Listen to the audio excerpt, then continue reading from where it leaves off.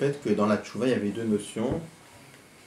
Il y avait la tchouva en tant que notion en soi, et il y avait la tchouva en tant que préparation pour les mitzvot.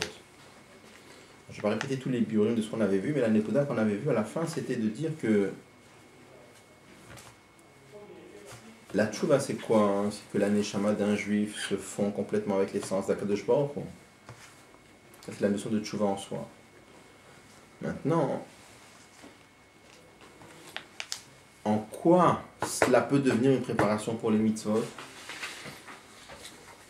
Parce qu'étant donné que la notion de dira betartonim, quand on élève les étincelles du monde matériel, c'est pas simplement de faire descendre l'essence d'Akadosh Baruch Hu dans le monde, mais c'est de faire que la dira, elle soit lumineuse, c'est-à-dire que ça brille.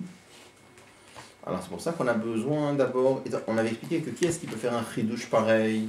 C'est uniquement les Neshamot Israël qui peuvent faire une chose pareille. Mais pour arriver à faire en sorte que dans les Nitzutzot brille de façon claire le Kesher avec Akadosh Baruch Hu, pour ça on a besoin d'abord qu'un juif fasse briller sa Neshama pour faire briller en lui, si on veut dire, le Kesher avec l'essence d'Akadosh Baruch Hu. Et c'est ça qui fait que la dira, la demeure, elle devient lumineuse. On avait expliqué que ces deux notions-là, on se retrouve dans Rosh Hashanah, dans la tchouva de Rosh Hashanah et la tchouva d'Aseret Yom Tchouva. Parce que la tchouva de Rosh Hashanah, c'est quoi? C'est le fait que le juif se fond entièrement avec Akadosh Baruch Hu. On a vu Mina Meitzar, que le juif se sent dans l'étroitesse. Pourquoi il est dans l'étroitesse?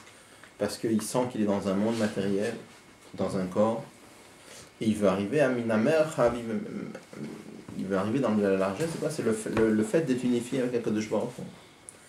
Après, il y a la tchouva d'Aseret Yom Tchouva. Là, on rentre déjà plus dans les détails. Là, c'est plutôt la tchouva telle qu'elle vient éclairer les mitzvot. Après, on était passé à Shmini Atzeret. On avait expliqué que Shmini Atzeret, l'Admor Azaken avait dit que Shmini, vous savez que Shmini, ça veut dire le 8e jour. Mais il avait dit que Shmini, c'est Milachon Shuman, l'huile. Et l'huile, on sait que ça représente l'essence. Donc on avait dit qu'en vérité, Shmini Atzeret, c'est l'essence des Chagim.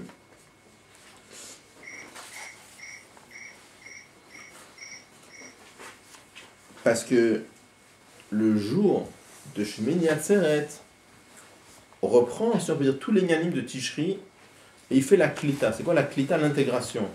C'est-à-dire que toutes ces forces et toutes ces lumières qu'on a reçues pendant le mois de Tishri, ça nous pénètre, ça devient partie intégrante de nous-mêmes.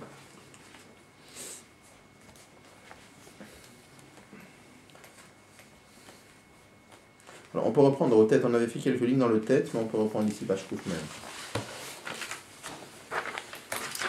הנה, בשמיני עצרת שמיני מלשון שומן הוא התמצית והאסנס של כל העניינים בחודש תשרי. שמיני עצרת, c'est l'essence de tout ce qu'il y a dans tout le mois de Tishri. Ou bonik latim, et ce jour-là sont intégrés Atzeret Melachon, parce que le mot Atzeret, ça veut dire s'arrêter, mais Atzeret ça veut dire aussi Klita, intégration. Kol inyanim, toutes ces notions-là sont intégrées en nous. Les deizenim shachim kol inyanim de chodesh tishri al kol hashana. Et grâce à cela, grâce au fait qu'on les intègre, ça fait que ça tient toute l'année jusqu'à l'année prochaine. Une chose qu'on intègre, ça tient en nous. Une chose qui n'est pas intégrée, alors c'est instable. Qu'est-ce qui fait que Shmini Atzeret, ça va avoir une influence sur toute l'année? Parce que comme on intègre, c'est une chose que vous avez intégrée, ça reste en vous, ça ne s'en va pas. כמו שכתוב אדמו"ר צמח צדק, לצמח צדק יקרי דבו בשמיני עצרת מקבלים כל ישראל שפע הנהגתם בתורתם בעבודתם כל השנה. Que ce jour-là, chaque juif reçoit l'influence dans son comportement du service de Dieu pour toute l'année. C'est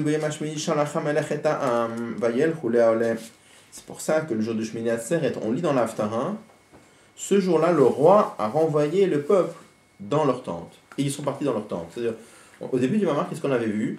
On a vu que Shmini Atzeret, on lit cette Haftarah-là à la synagogue. Le sens simple de la Haftarah, on a vu de quoi ça parle. On avait vu que après l'inauguration du Mishkan, il y a eu, après les jours de fête, il y a eu encore des jours d'inauguration Et on nous dit que le 8e jour, le roi avait renvoyé, le roi Salomon avait renvoyé les Juifs et ils sont repartis dans leur tente.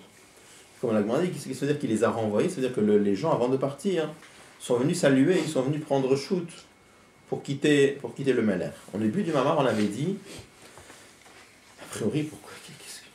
C'est curieux, pourquoi on lit ça Shmini Atzeret? Ça, c'était un événement qui a eu lieu une fois dans l'histoire du peuple juif, ça se reproduit pas chaque fois. Quand même, on avait dit, étant donné que les Chachamim ont choisi cet Haftara pour Shmini Atzeret, ça veut dire que même si, historiquement parlant, l'événement a eu lieu une fois, mais la dimension spirituelle de l'événement, elle se reproduit chaque année. Alors là, comment il traduit Shalach hamelech et am, le roi a renvoyé le peuple, et ils sont retournés dans le temps. Le pshat simple du verset, c'est que le roi Salomon a renvoyé les Juifs qui étaient venus fêter l'inauguration du temple. Mais il dit de Miprinat Malchut, de la royauté qu'on a fait descendre le jour de Rosh Hashanah, Shenim Shir Baruch Nava Esret Metshuva, Nitana Koach, ça nous donne la force, pour ça on dit Shalach, le Chol Israël Alechet Leaoleh, de retourner dans leur tente. C'est quoi de retourner dans leur tente? Les Inyane Olam, dans les choses du monde, choses qui dont ils s'occupent pendant l'année. C'est comme ça. Le sens simple du verset, Shalach hamelech et ha'am, le roi a renvoyé le peuple, ça veut dire quoi? Que le roi Salomon a renvoyé le peuple. Mais là, il traduit, déjà dans l'écoute des Torah, tout à fait différemment. Il traduit comme ça, que la royauté qu'on a fait descendre le jour de Rosh Hashanah, elle revient profondément, puisqu'on l'intègre, Shmini Atzeret, cette royauté.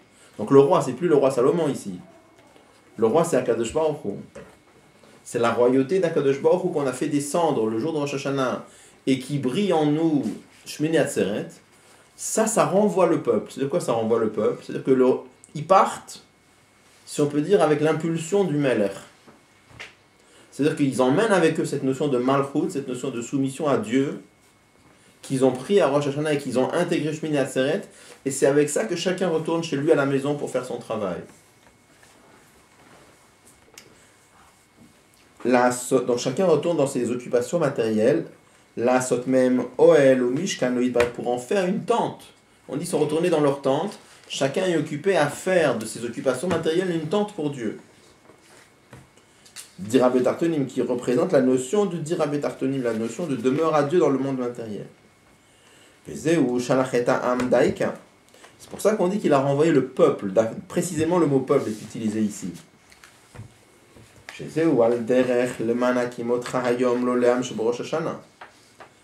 C'est à rapprocher du verset qui est marqué à propos de Rosh Hashanah. Au début de Parashat Nitzavim, c'est marqué pour faire de toi aujourd'hui un peuple. Parce qu'on sait que quand on dit Atem Nitzavim Hayom Kulchem, c'est pas le pshat du verset, mais le Admor Zaken explique que ce verset-là fait référence à Rosh Hashanah. Et quand on dit Dieu va te prendre comme peuple, ou c'est parce qu'il n'y a pas de roi sans peuple. Étant donné qu'Akadosh Baruch Hu a voulu être roi, alors pour ça il te prend comme peuple, parce que étant donné qu'il n'y a pas de roi sans peuple, pour être droit il faut que toi tu sois peuple. Il faut accepter d'être peuple aussi. Ça c'est le travail de Rosh Hashanah. C'est ça. C'est l'acceptation de Kabbalat HaMalchut. Et là, chez Rosh Hashanah, mais le jour de Rosh Hashanah même, la notion de Amhu, lo milashon omemot, et la draba am milashon imo. Shemanashim kumot amitiachasim elav. Vous vous rappelez avant, on avait dit dans le Mama que dans la notion de peuple, il y a deux notions. Quand on dit qu'il n'y a pas de roi sans peuple, c'est-à-dire que pour être Meler, Akadosh Baruch Hu a besoin, si on peut dire, Kaviyachol d'un Am. Am, ça veut dire deux choses.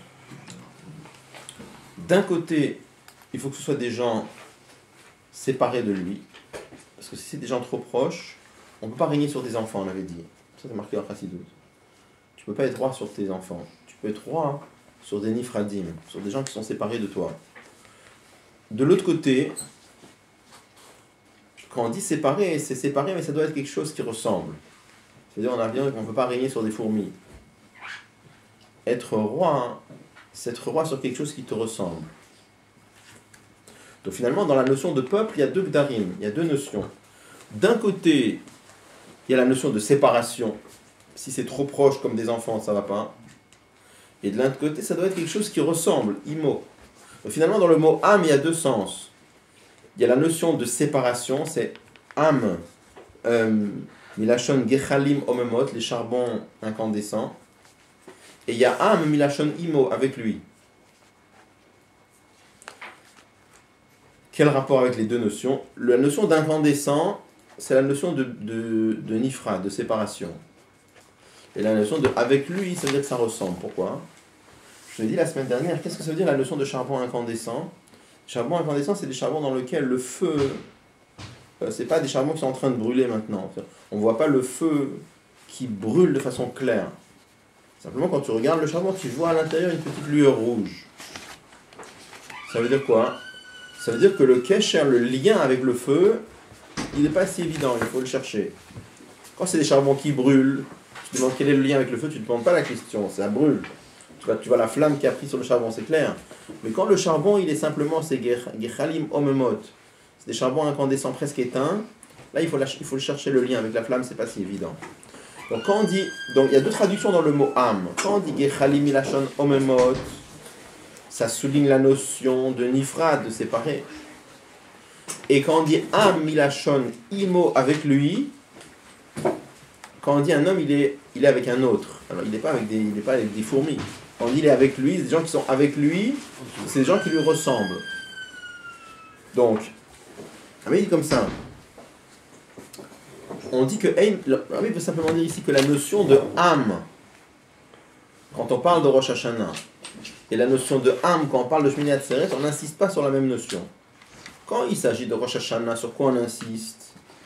Plutôt sur la notion de imo, avec lui. Ça veut dire que les peuples juifs ressemblent à Kadosh Baruch Hu, ils sont liés avec lui. Par contre, quand tu parles de Shmini Atzeret, c'est déjà le moment où ils vont travailler, on les renvoie dans leur tente. Là-bas, âme, c'est plutôt le fait qu'ils sont séparés. Regarde dans les mots. Il dit comme ça.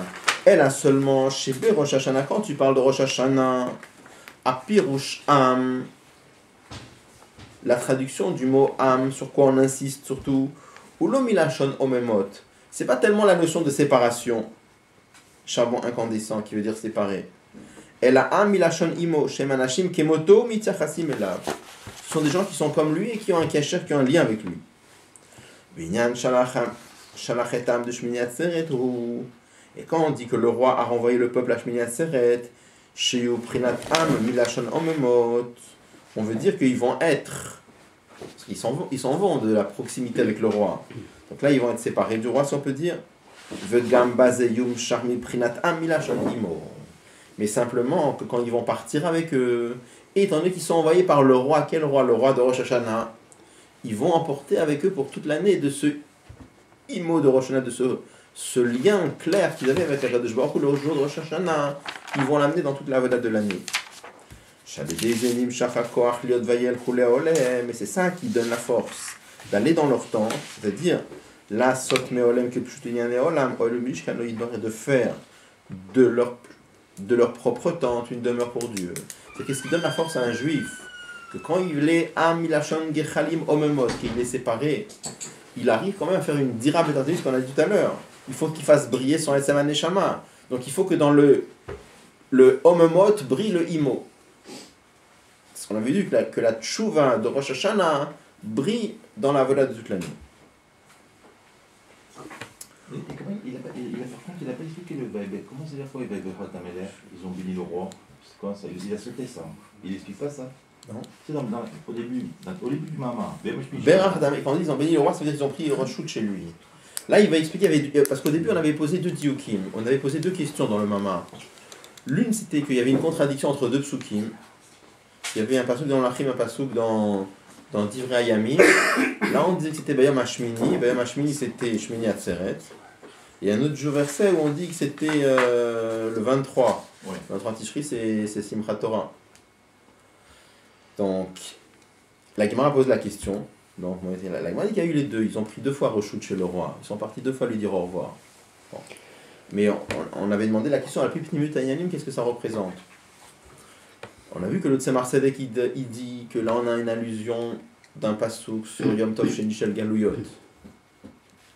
Et là on avait aussi posé la question, comment se fait-il que la notion de Yom Tov Sheni Shel Galouyot, elle est portée en allusion elle est portée justement en allusion ici, dans Davka dans Shmini Atzeret Simchat Torah, pourquoi pas ailleurs? Ça c'était une chose. Et une autre chose aussi, on a vu que dans un passouk c'était marqué, on avait parlé du roi, c'était que David, et dans un autre passouk on avait parlé de David et Shlomo. Dans l'autre c'était mentionné. On avait dit que les deux différences sont liées, mais on n'a pas expliqué.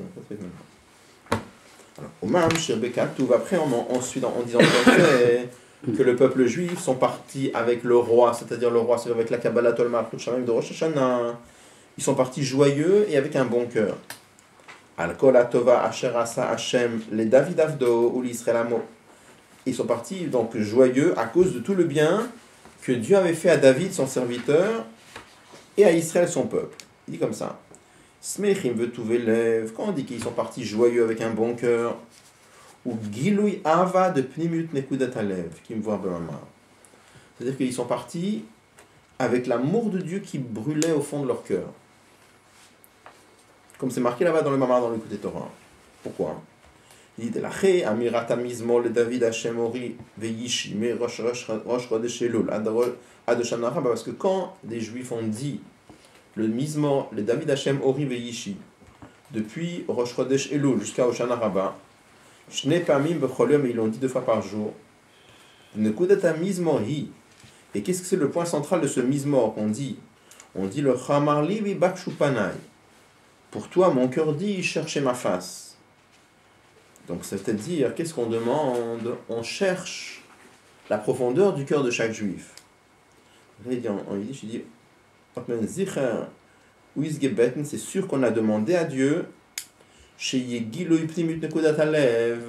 que la profondeur du cœur va briller chez chaque juif. La profondeur du cœur de chaque juif. Parce qu'il y a chitzonut alev, il y a pnimut alev. La partie superficielle du cœur, c'est l'amour de Dieu qui vient par la réflexion. Par contre, pnimut alev, la partie profonde de l'amour de Dieu, la partie profonde du cœur, c'est quoi? C'est l'amour naturel d'un juif pour Dieu qui vient du plus profond de sa neshama et qui est indépendant de l'intellect. Ça peut se réveiller par l'intellect, mais c'est pnimut alev. Donc quand on dit barshu panai, c'est-à-dire qu'un juif cherche la profondeur de son cœur. Il cherche la profondeur de Dieu et il cherche la profondeur de son cœur.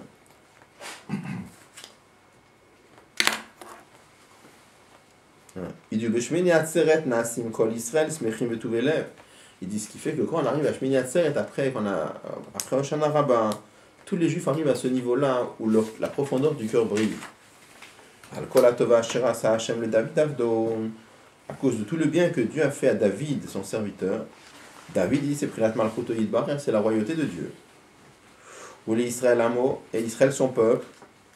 Chez Oskim Binyan Shelolam, on parle du peuple juif qui s'occupe de la construction du monde. Comme il est écrit, V'chol Banaïch Lemudei Hashem, que tous tes enfants sont les élèves de Dieu.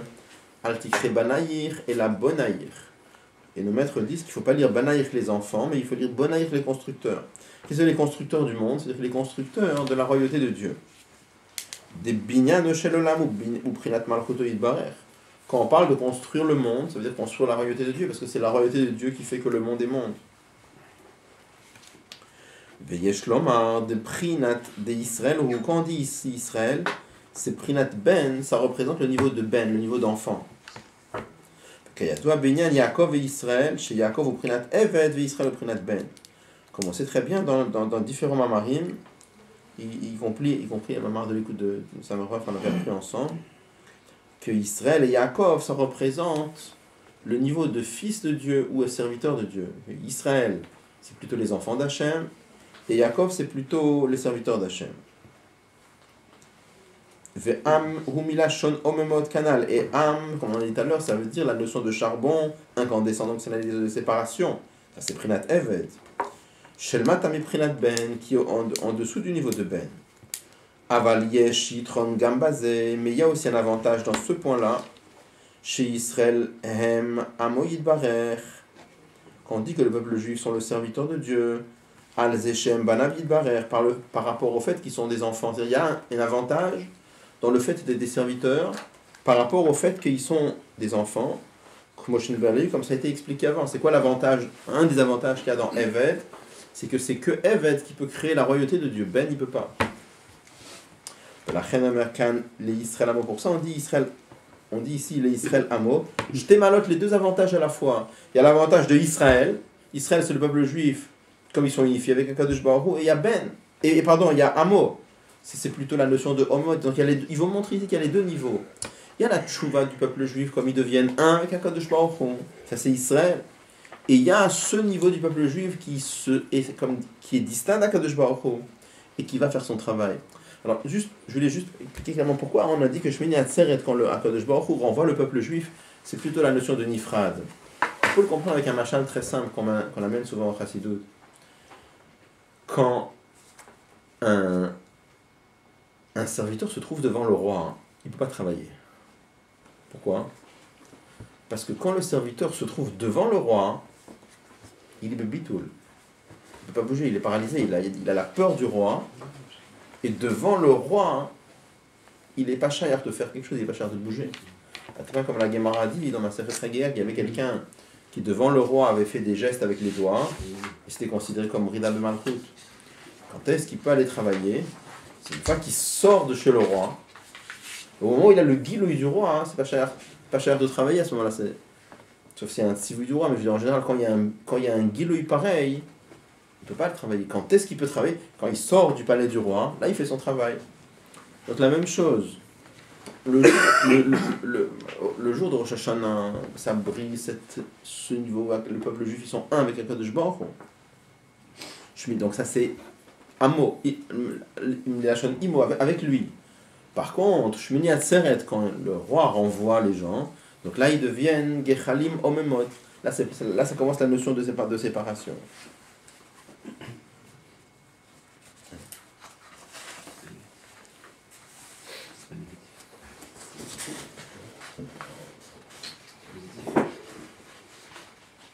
Il dit Valderer, chez Baleil. Il dit c'est comme on a expliqué. Il dit que le fait que ici c'est mentionné Israël Amo, il dit que c'est Alderer, c'est la même idée que chez Baleil, Binyan Shalachet Am, quand on dit qu'il a renvoyé le peuple, chez Chibour de Am Milachon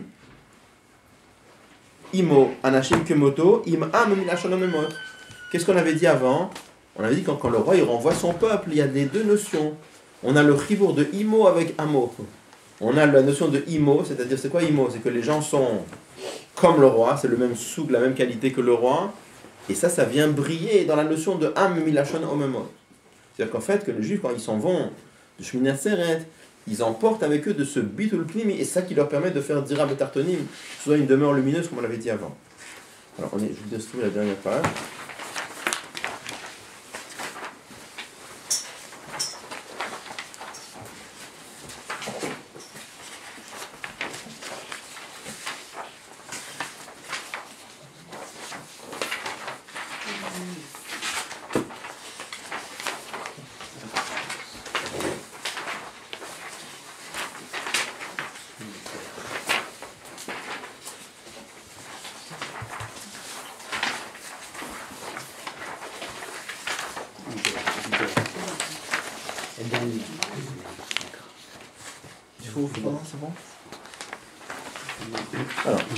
Alors, d'après tout ce qu'on a vu précédemment, Yesh, le Vaez, Gamze, on peut expliquer aussi ce point-là. Chez le Divre et Hayam, dans le passage de Divre et Hayam, il est écrit que c'était le 23e jour du mois de Tishri que le roi a renvoyé le peuple. Chez Zeuremez, le Yom Tov Sheni, chez le Galuyot, Kanal, Vitrilat Amamar, Dat Semartzel. Et on a vu que là, il y avait une allusion au deuxième jour de fête. C'était le jour de Simchat Torah. Comme le Tzemar Tzedek l'avait dit. Qu'est-ce que ça vient faire ici? Des Inyan Yom Tov Sheni, ou quelle est l'idée de Yom Tov Sheni? Shigam Yom Shemitzadat Chol, un jour qui fondamentalement est Chol. Osimoto Israël, le Yom Tov. Le peuple juif en fait un jour de fête. Il y a des jours qui sont des fêtes après la Torah. C'est un jour qui, dès le départ, il est Kadosh. Maintenant, quand c'est le peuple juif qui rajoute des fêtes, que le tribunal rabbinique rajoute un jour de fête, ça veut dire quoi? Ça veut dire que fondamentalement le jour, il est chol d'après la Torah. C'est pas un jour de fête. Et le peuple juif vient et ils disent, voilà, on en fait un autre jour de fête, c'est-à-dire on le rend kadosh par la voda du peuple juif. Donc c'est vraiment la notion de dira betartonim. De faire une demeure à Dieu dans les choses grossières. Dans le zman, dans le temps. C'est les raisons pour lesquelles la Torah a choisi de faire allusion au deuxième jour de fête d'Afka Shmini Atzeret. On avait demandé au début du Mamar pourquoi. Ou Bishmini Atzeret Goufa, Banyan de Shalachetam. Et dans Shmini Atzeret même, on avait dit, et même si tu veux choisir Shmini Atzeret, il y a plein de notions dans Shmini Atzeret. Pourquoi tu as choisi cette notion de Shalach HaMelech et Ha'am? Alors il dit comme ça. Kiyan Shalach HaMelech et Ha'am ou Kanal Barucha Netinat Koach Bishmini Atzeret al Kol HaShana La Sotetiane Olam Shemitzad Atzvahem Chol Dira Lo Yitbarech. Parce que c'est exactement la même chose. Il dit, qu'est-ce que c'est Shalach HaMelech et Ha'am? On a dit tout à l'heure, on a expliqué dans le Mamar, qu'est-ce que c'est Shalach HaMelech et Ha'am? C'est que le roi, c'est quoi le roi? La royauté qu'on prend avec nous, Rosh Hashanah, qui revient et qu'on intègre Shmini Atzeret, elle nous renvoie, c'est-à-dire on part avec ça de Tishri pour aller affronter le monde. Donc quelle est l'idée? L'idée claire ici, c'est qu'on prend la force de la royauté d'Akadosh Baruch Hu pour aller transformer le monde. Donc quelle est ta question? Pourquoi est-ce qu'on a porté en allusion Yom Tov Sheni Shel Galuyot dans Shmini Atzeret et dans Shmini Atzeret même dans ce point-là? Il répond parce que c'est exactement l'idée. C'est quoi? C'est exactement l'idée. Shmini Atzeret, c'est le moment où on ramasse les forces de Tishri pour aller affronter le monde. Et ce passouk-là, il parle de ça. Shalach HaMelech et Ha'am. C'est quoi l'idée de Shalach HaMelech et Ha'am? C'est que le roi, la royauté de Rosh Hashanah, elle nous accompagne pour aller faire notre travail, pour aller transformer le monde. Transformer le temps, c'est la première chose. D'accord? Donc c'est exactement la même Nekuda. Donc c'est vraiment Betachlit Adiouk. Des choses comme ça qui ont l'air, bon, on a choisi ça comme ça, tout le monde ne peut pas du tout. C'est vraiment Betachlit Adiouk.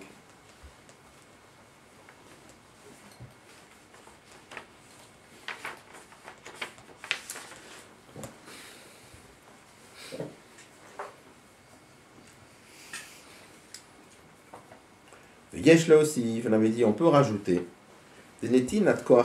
Cette force qu'on donne, cette force qui est donnée le deuxième jour, donc le jour de Shmini Atzeret,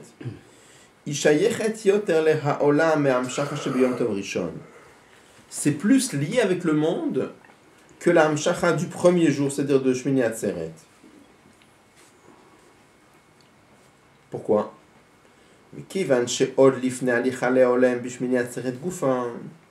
Parce que avant même qu'ils retournent dans leur tente, pendant Shmini Atzeret encore,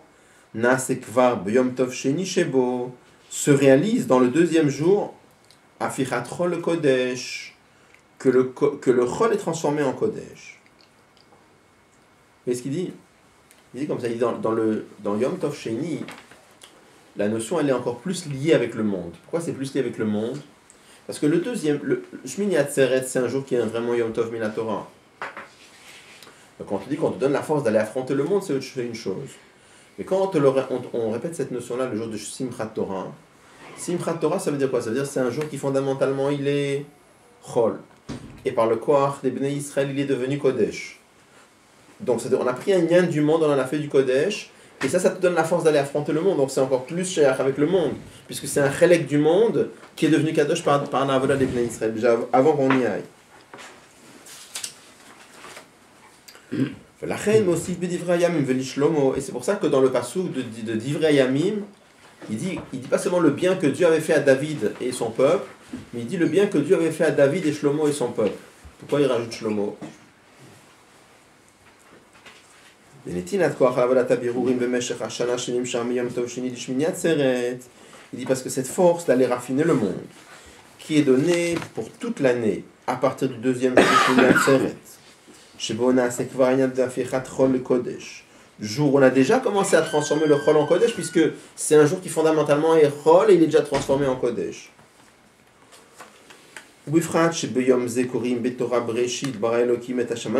Surtout que le jour de Simchat Torah, on lit Bereshit bara Elokim.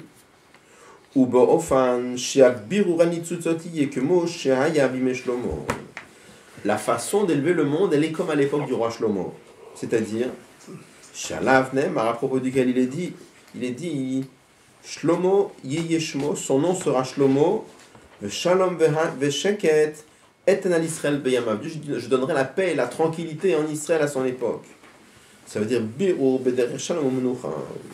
Il y a c'est le raffinement du monde qui se fait Bederech Shalom Menucha. C'est un peu le contraire de ce qu'on est en train de dire avec Shlomo. Il veut dire comme ça. Quand on parle d'aller élever le monde, donc il y a plusieurs madrigotes comme on élève le monde. Il y a des situations où on élève le monde Bederech Milchama, et il y a des situations où on élève le monde Bederech Shalom. Ça veut dire quoi? La notion de Milchama, ça veut dire que la chose que je veux élever, elle a une certaine tfisat makom, elle a une certaine place, et je lutte avec elle pour la rendre kadosh. Après, il y a une façon d'élever la chose, Bederech Shalom. C'est quoi Bederech Shalom? J'ai pas besoin de lutter contre la chose. J'amène de la lumière, et cette lumière que j'amène, elle élève la chose. Dans ça même, il y a aussi deux façons. Il y a des situations où la lumière, elle vient s'imposer. Donc, Biklalout, ça s'appelle Bederech Shalom, mais c'est pas le vrai Bederech Shalom, parce que comme la lumière, elle s'impose au Inyan, alors c'est pas encore le vrai Inyan de Bederech Shalom. Le vrai Inyan de Bederech Shalom, ça sera plutôt l'Atid Lavo, comme quand les choses, de par elles-mêmes, elles viendront. C'est-à-dire, c'est pas que la lumière, elle vient s'imposer, mais que ce comme on l'avait dit la dernière fois, il y a Huatzmo, il y a Mitzadatmo. Quand ça va être Mitzadatmo. À propos de Shlomo HaMelech, c'est marqué que les birourim à l'époque de Shlomo HaMelech, c'est marqué que Shlomo HaMelech, il rayonnait tellement qu'on venait lui apporter les étincelles du monde à élever. C'est marqué par exemple que la reine de Malkat Sheva, la reine de Saba, elle était venue apporter des cadeaux à Shlomo HaMelech. On était venu jusqu'à Yerushalayim pour lui apporter des choses qu'il fallait élever. Il y a des situations où c'est toi qui dois aller chercher les choses pour les élever. Il y a des situations où tu rayonnes tellement que les choses sont attirées. Mais on explique, tel que c'était à l'époque de Shlomo HaMelech, c'est pas encore le vrai Inyan de Bederech Shalom. Le vrai Inyan de Bederech Shalom, ça va être la Atid Lavo, parce que à l'époque de Shlomo HaMelech, comme il rayonnait tellement, sa lumière était tellement forte, on lui amenait les choses. Mais le vrai Inyan de Bederech Shalom, c'est pas que quand toi tu rayonnes, c'est quand la chose mitzad d'elle-même, on t'apporte la lumière. C'est ça qu'il dit, regardez.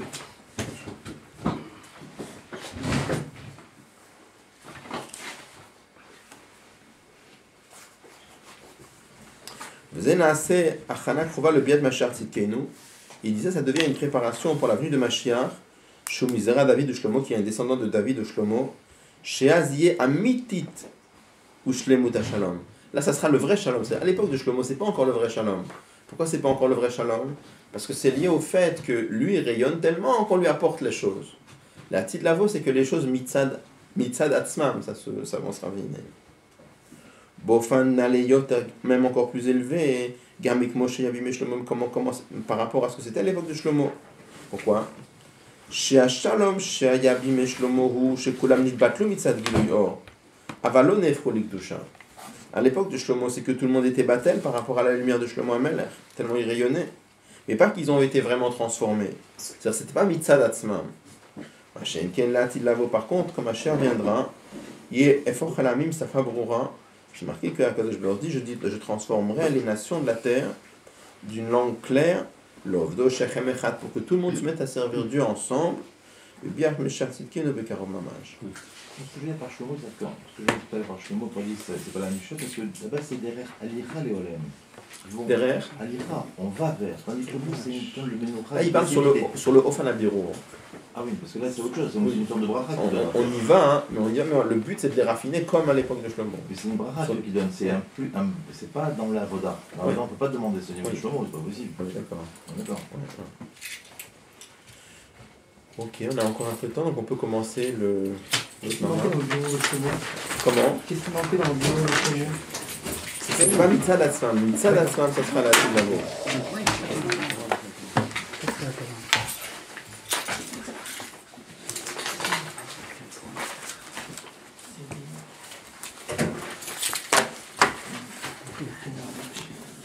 va mettre les feuilles au milieu pour qu'on s'embrouille pas tout à l'heure quand on va les ramasser.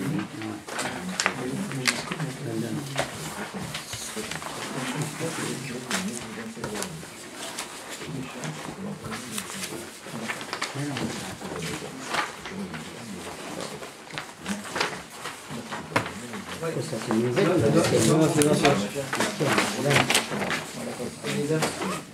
Il doit manquer une marche. Il y a une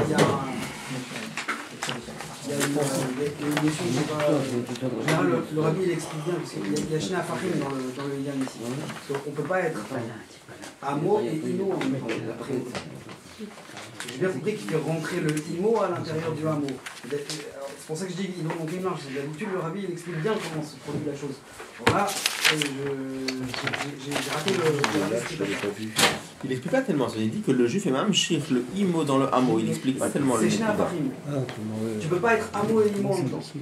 Si tu es Imo, tu n'es pas Amo. Si tu es Amo, tu n'es pas Imo. Il y a des situations où le juif, parce que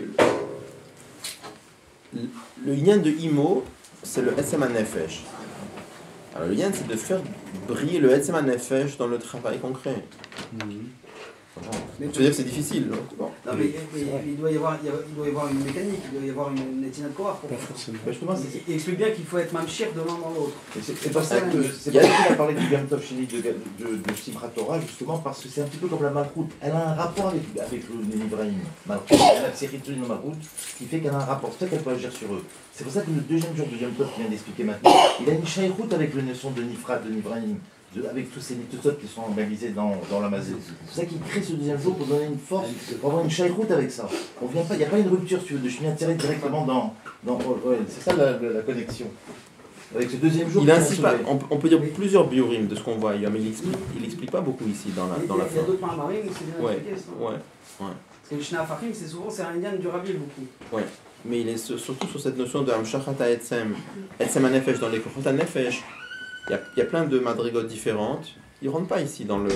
Il dit qu'on doit être même cher l'un dans l'autre, mais ils ne rentrent pas dans les Chilukim. Il y a beaucoup d'endroits où ils rentrent beaucoup plus dans les Chilukim. Mais ça marche pas, oui, ça devrait marcher avec ça. Oui, bien sûr. Il y a une relation avec le Bien monde. sûr, bien sûr. Bien sûr. Bien sûr. Alors, j'ai commencé à distribuer. Oui. Ouais. Je comprends pas ce qu'il m'a fait. Il va faire recto verso. Ah ouais, il y en a qui n'en ont pas dans le verso.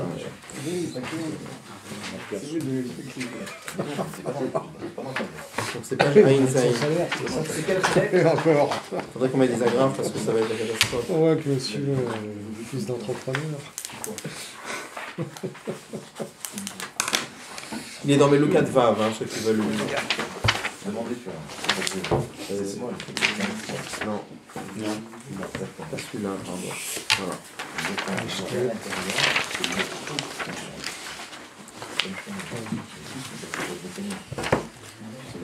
C'est bon comment il l'a fait parce que... Ça dépend. On est sur page Aïn Zaïn en tout cas. C'est un artiste. Ah bon, on pensait bien faire, c'est bien.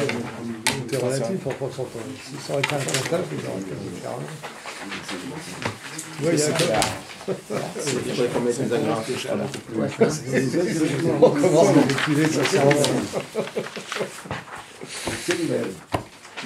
Non mais c'est bon, c'est bon, c'est bon. Ne posez pas de questions, on s'en pose, monsieur.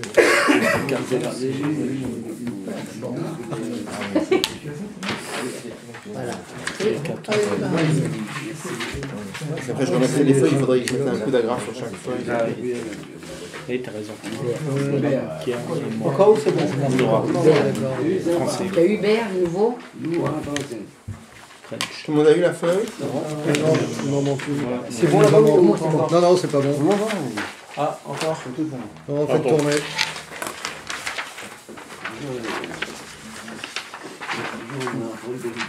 Je vais les récupérer après parce que je pourrais mettre une agrafe et je pourrais vous donner un truc entier parce que là ça va être la pagaille. C'est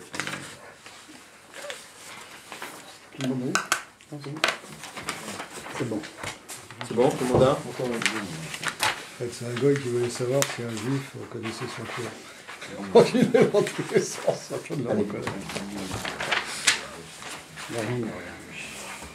Il m'en manque Tu veux, non? une. On a une, pas tout. Tu connais par cœur. Tu te moques de moi, là. Comment tu l'as su? Ça se voit pas pourtant. Alors,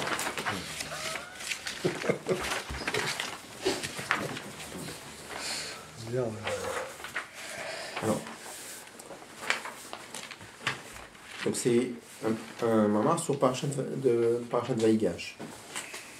C'est un mamar de Etevet. Qui a été Moga pour dire parce que la Medbet, ça ne veut pas encore eu. 5700. Alors, David Nasilahem Lolam. 732. David, mon serviteur, sera le Nasi, sera le prince sur eux, pour eux éternellement. Iné, Pasukze ou Be'aftara de Parashat Vaïgash. C'est un pasuk qu'on dit dans la Haftorah de Parashat Vaïgash. Et là, le Rabbi pose la question, il dit là, il faut comprendre. Il y a a priori. Le lien qu'il y a entre la paracha et la Haftorah, c'est que dans les deux, on parle du lien, du rapprochement entre Yehuda et Yosef. Comment ça commence la paracha? Vaïgash et la Yehuda. Yehuda s'est approché de Yosef. L'histoire c'est quoi? C'est que lorsque il y avait eu le complot, enfin on avait fait croire que Binyamin avait volé le cos de Yosef qui était le vice-roi de l'Égypte. Il avait envoyé ses serviteurs pour aller les chercher, ils sont revenus. Et là on a voulu arrêter Binyamin pour le mettre en prison puisque c'était lui apparemment qui avait volé le cos. Donc c'est marqué Vaïgash et la Yehuda. Yehuda s'est approché de Yosef. Il a voulu lui parler, il a commencé à lui expliquer, écoute, notre père, il y a sa vie qui est en danger, enfin là il est intervenu pour essayer de faire quelque chose. Donc, comment la paracha commence? Vaïgash et la Yehuda. Yehuda s'est approché de Yosef. Et dans l'Haftarah, on parle de la réunification de Ham Israël. Pourquoi? Parce qu'on sait qu'à un moment dans l'histoire juive, il y a eu le schisme, il y a eu le peuple juif qui a été divisé en deux royautés.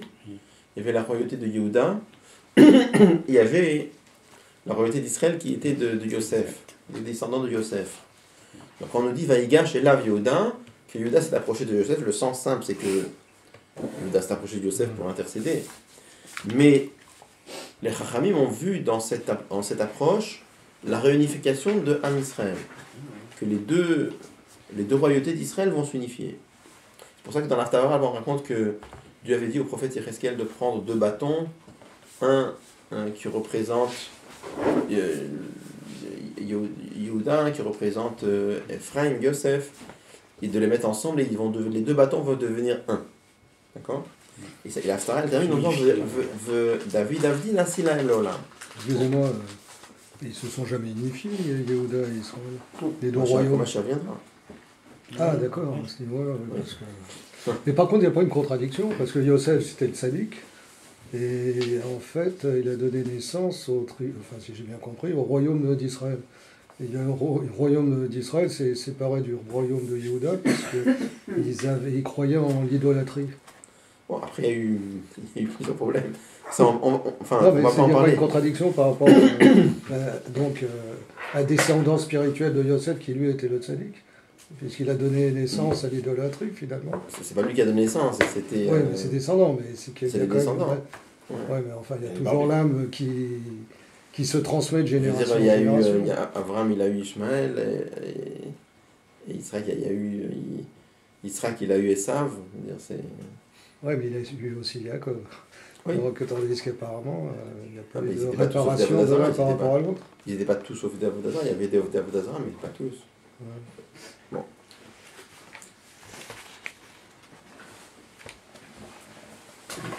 Donc, il dit a priori le lien qu'il y a entre la paracha et la Haftarah, c'est que dans tous les deux, il y a le rapprochement entre Yehuda et Yosef. Pourquoi? D'atra la paracha hi Vaïgash et la Yehuda. La paracha elle commence en disant Vaïgash et la Yehuda. Ou ben Haftorah Nehemar, et dans la Haftorah il est dit Kach lecha etz echad, prends un morceau de bois. Urtov alav le Yehuda, et écrit dessus que c'est pour Yehuda. Ou l'etz echad tirtov alav le Yosef, Et tu prendras un deuxième morceau de bois et tu écriras que c'est pour Yosef. Gravotam echad el echad, et rapproche-les ensemble, les echad, jusqu'à ce qu'ils deviennent un seul morceau de bois. Vasitiotam le goyecha ou melech echadi et le kulam. J'en ferai un seul peuple et ils auront un seul roi. Donc, c'était la prophétie là-bas de Yecheskel. Donc ça c'est le lien qu'il y a entre la paracha et la haftara. Aval bepratut melamid, mais si on regarde plus les détails, be'agashat Yehuda le Yosef beparacha. Quand on parle du rapprochement entre Yehuda et Yosef dans la paracha, Mudgash chez Yosef, Hayana le yoter me Yehuda. On souligne le fait que Yosef était plus élevé que Yehuda. Où on voit ça? Et be'agashat sma, qu'il s'agit du rapprochement lui-même.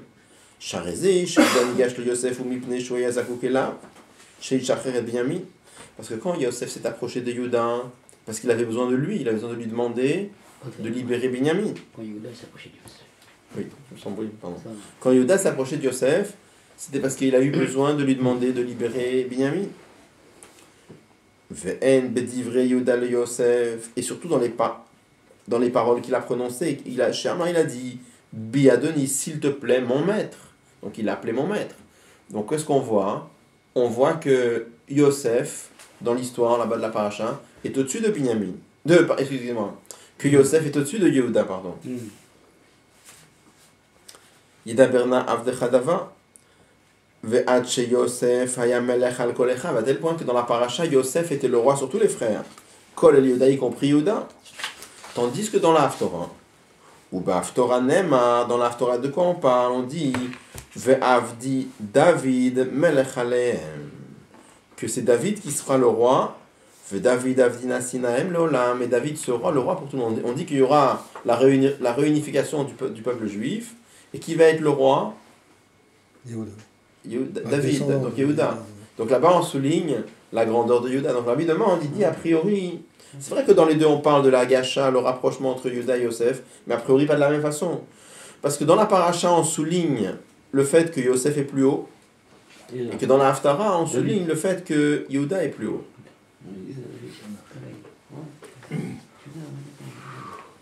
Umisé chez Psukim Eilehem Be'Haftorah de Parashat Vayigash. Mais étant donné que ces versets-là sont des versets de la Haftorah de Vayigash, Mashma, ça nous laisse sous-entendre chez Inyanzi que ce point-là, c'est-à-dire Hamala de Yehuda al Yosef, la supériorité de Yehuda par rapport à Yosef, Yeshno Beremez Gam Bevayigash el Yehuda, on doit le trouver même de façon sous forme d'allusion dans la paracha. Ela chez Vayigash el Yehuda, Hamala de Yehuda le Gabe Yosef Beremez ou Belem, et simplement c'est caché. Et qu'est-ce qui est mentionné de façon claire? C'est un malade de Yosef le Gabe Yehuda. C'est la supériorité de Yosef sur Yehuda ou Baftora ou Begilou. Mais dans l'Haftarah c'est Begilou. Bon, il dit, c'est vrai que dans les deux, la paracha et la Haftarah, dans tous les deux on parle du rapprochement de Yehuda et Yosef, l'unification entre Yehuda et Yosef, mais a priori pas de la même façon. Pourquoi? Parce que dans la Haftarah, dans la paracha par contre, qui est supérieur? C'est Yehuda. Yosef. C'est qui était le roi? C'était Yosef, donc c'est lui qui ne pas. Dans la Haftarah, qu'est-ce qu'on souligne? Au contraire, David avdina silaim lolam, c'est vrai qu'il y aura un seul roi, mais alors ça sera la réalité de Yehuda. Donc on souligne la supériorité de Yehuda. Étant donné qu'on a ce principe que dans la Torah tout est Betachlit ad-Diouk, et que ça c'est la Haftorah de ça, alors ça nous oblige de dire que c'est la même chose. Ça veut dire, on est obligé de dire que dans tous les deux, dans la paracha comme dans la Haftorah, tous les deux, il y a la supériorité de Yehuda. Même si dans la paracha on la voit pas claire. Mais si, ça c'est la Haftorah. La Haftorah c'est comme le Gilouï. Si dans la Haftorah c'est clair, c'est que dans la paracha aussi ça doit être au moins Beremez. Donc même si nous avec nos yeux on le voit pas, parce que quand on regarde la paracha on voit plutôt la supériorité de Yosef. Mais on est obligé de dire que dans cette paracha il y a aussi au moins Beremez la supériorité de Yehuda.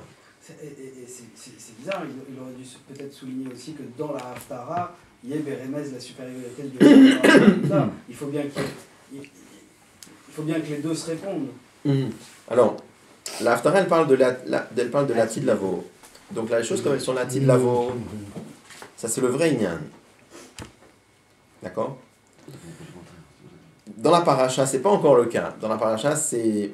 Mais au moins, Beremez, on doit l'avoir dedans.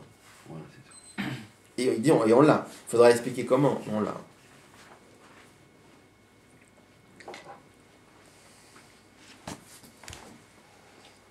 Bon. Là, dans le paragraphe d'après, Rami va apporter encore une preuve. Et après, il faudra voir comment. Qui nous fait dire que dans la paracha, même si on souligne plutôt la supériorité de Yosef, mais on doit trouver la malade de Yehuda au moins Beremez. Et juste une chose, moi que j'ai pas suivi, j'ai pas pu suivre. Pourquoi la supériorité de Yehuda par rapport à Yosef? Il y a une raison? Où? Pourquoi c'est Yehuda qui est supérieur à Yosef? Alors que dans l'histoire, c'est Yosef qui a une importance plus grande importance. Non, ah oui, mais dans la paracha. Mais pourquoi dans l'Haftara, pourquoi Yehuda est supérieur à Yosef? Parce que Akadosh Baruch Hu a promis que la royauté, elle sera descendante de David. Oui, mais ça, c'est une conséquence, pas la cause.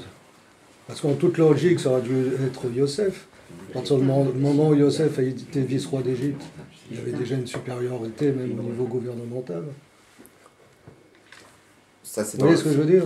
Ouais, on verra après pourquoi, mais je veux dire, a priori, la vraie notion de royauté, Akadosh Baruch Hu a fait la promesse qu'elle sera donnée aux descendants de David, et même s'il y a des rois, al-Pi al-Acha, des rois en Israël, mais c'est marqué que la royauté en Israël, elle n'est pas éternelle. La royauté éternelle, c'est que dans la royauté aux descendants de David. Ça, c'était une promesse que Akadosh Baruch Hu avait faite. Oui, mais et on les voit même déjà dans la Torah. Je veux dire, c'était pas qu'à l'époque de David, c'est marqué Lo Yassur Shevet Yehuda, la royauté ne quittera jamais Yehuda. Ça, c'était des choses qui avaient déjà été données à l'avance. Non, c'est d'accord, mais c'est une conséquence. Mais pourquoi il l'a donné? Pourquoi? C'est le choix d'Akadosh Baruch Hu. Il n'y a pas d'explication claire. Non, c'est ça, c'est la preuve de ne pas en avoir. Non, ce que je veux dire, c'est que on va trouver un bio. Mais ce que je veux dire, tous les biorythmes qu'on va donner, ils montent jusqu'à un certain endroit. Comment vous expliquer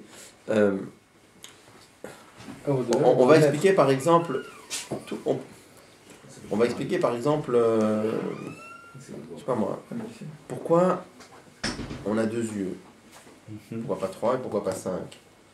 Alors on va nous expliquer parce que le visage de l'homme il est fait à l'image des sphérotes, l'œil droit c'est Chokhma, l'œil gauche c'est Bina, le nez c'est les Midot, la bouche c'est Malchut. Comme en haut il y a tout ça. Ok, très bien. Et pourquoi en haut il y a Chokhma et Bina et pourquoi Dieu il s'est donné deux forces intellectuelles pour se dévoiler, enfin Chokhma et Bina il s'en est pas donné 5. Non mais ce alors, que je veux dire on va trouver un bio que dans les cas et on va trouver que dans l'Ifne Rensof il y avait aussi il y a Helem et il y a Gil et pourquoi là-bas il y a 2 et pas plus. Alors tous les biorythmes qu'on peut donner c'est jusqu'à un certain niveau mais à un moment il y a que de Non mais ce que je veux dire pourquoi parce qu'il y a une contradiction. Parce que Yosef a eu, comment dire, dans sa vie, une action plus importante que Yehuda, puisqu'il était vice-roi d'Égypte et qu'il a ramené sa famille en Égypte pour lui éviter la famine. Dans un certain le rôle de Yehuda est fondamental là-dedans. Ouais. Pourquoi? Yehuda, c'est parce que c'est justement lui qui a su convaincre son père de redescendre ensuite en Égypte. Yehuda joue un rôle essentiel. C'est-à-dire il est plus en amont qu'en aval. Enfin, peu importe, là je veux dire. Non mais c'est. Yehuda quand même, il a celui qui a proposé de le vendre aux Ishmaélim, il lui a reproché, il est descendu. Vous voyez, Yehuda, il est descendu. Alors, dit comme ça. Inyanze, ce sujet-là. Shevaïga chez Elav Yehuda, que dans la paracha. Non mais je pense qu'on a une connaissance. Enfin, non, pardon. On en parlera après. Yesh Belem Gamamala de Yehuda le Gabe Yosef. Il y a dans la paracha aussi la supériorité de Yehuda par rapport à Yosef. Mouvan Gameamevua Betora Or Dibura Matril Veiga chez la Yehuda. On peut le comprendre à partir de ce qui est expliqué dans le Mamar de Torah Or. Pourquoi? Il dit comme ça. Là-bas, il explique comment se fait-il que le temple était construit uniquement en domem, c'est-à-dire en pierre. De l'Oka Mishkan, pas comme le Mishkan. Sherak Karka Mishkan Ayameafa, dans lequel le domem c'était que par terre, le sol. Aval kotle mishkan, mais les murs du Mishkan, hayu mitzomeach. C'était du végétal, c'était du bois de chittim.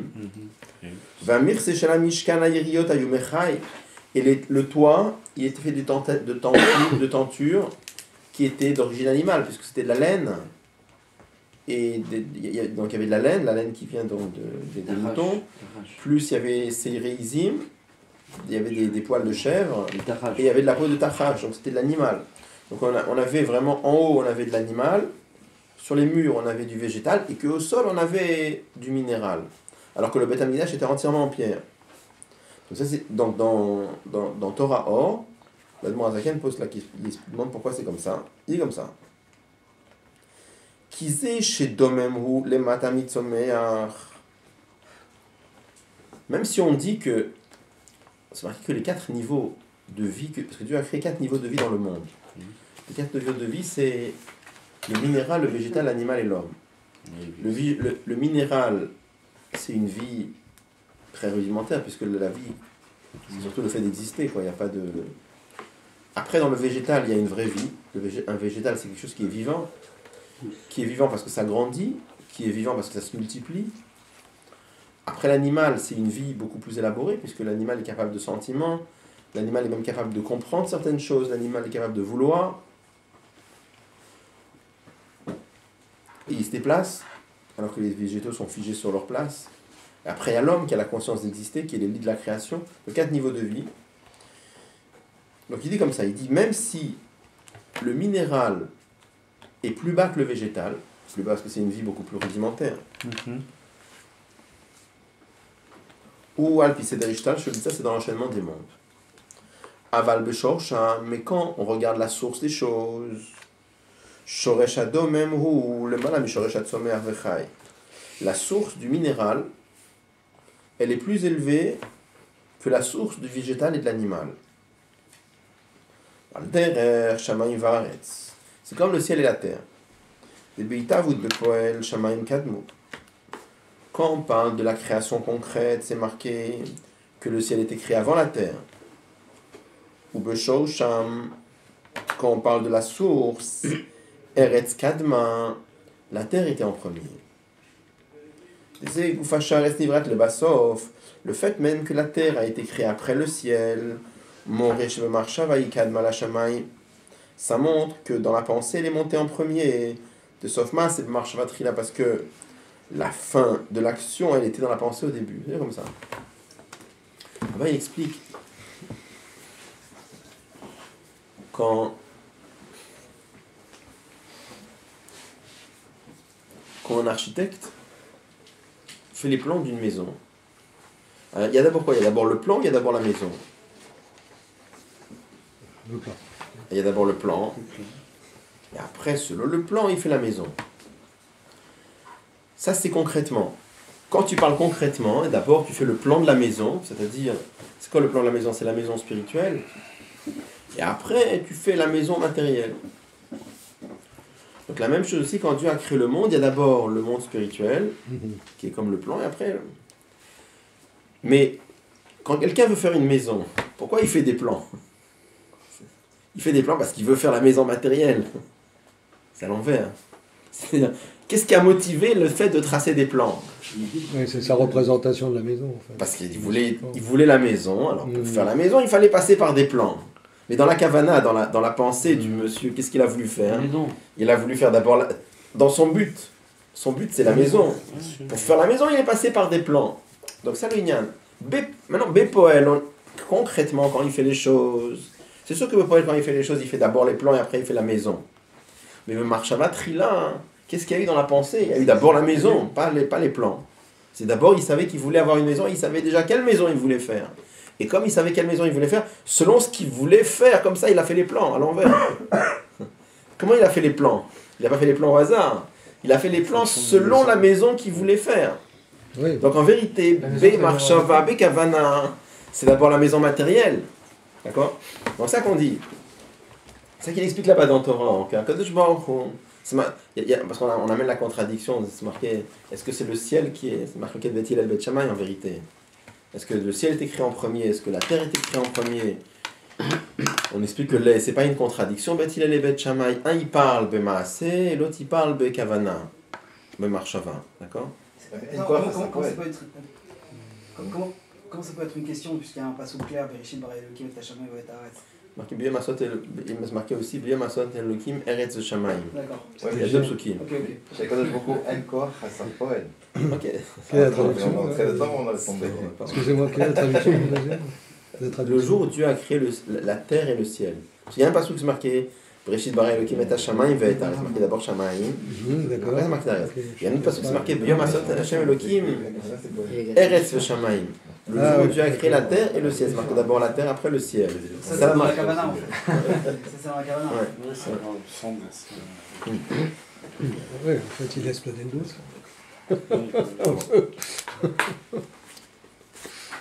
On va s'arrêter ici. En tout cas, donc, qu'est-ce qui va amener ici simplement?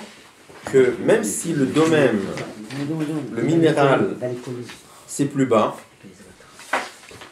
d'accord, c'est plus bas concret, dans le monde, c'est plus bas. Mais il dit, mais en vérité, dans la source de Serishtal Shelut, c'est plus haut. Et comme c'est plus haut, pour ça, c'est arrivé plus bas.